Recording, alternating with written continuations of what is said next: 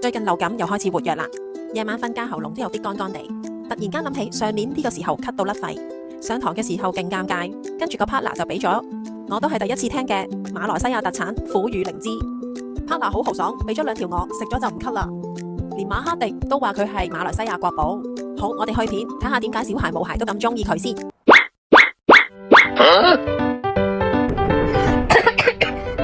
做咩事呢？你要咳啊？平時咳，媽媽會俾啲咩你食啊？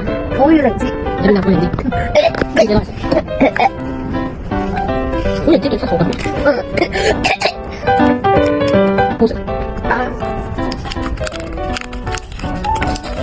咩味？係咪橙味啊？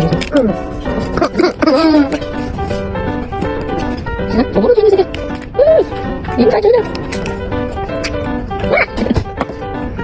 成日之後條氣管係咪會順啲嘅？你覺得苦雨靈芝對你有冇幫助？有。呢排聖誕節咧，我自己都有啲唔舒服啊！聖誕節之前咧開始失聲啦，跟住就慢慢開始變咳，又有多痰喎。咁睇咗中醫之後咧都未清得晒啦，咁我就開始食苦雨靈芝，早晚各一條，咁就已經清咗好多啦，啲咳同痰嗰啲都已經冇乜啦。係間中仲有少少咳，咁我就會繼續再 keep 住食咯，咁就會慢慢就清晒啲咳噶啦。咁所以我都好推介呢個苦雨靈芝嘅，對咳啊、氣管啊、呼吸道嗰啲咧都好有幫助噶，大家都試下啦。哇！搶嘢！哇！呢個咩？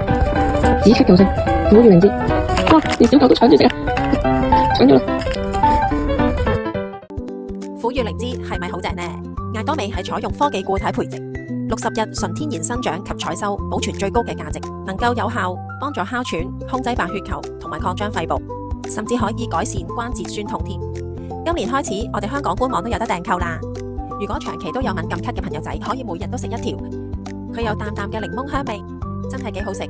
我哋都會買定一啲喺屋企開門口㗎。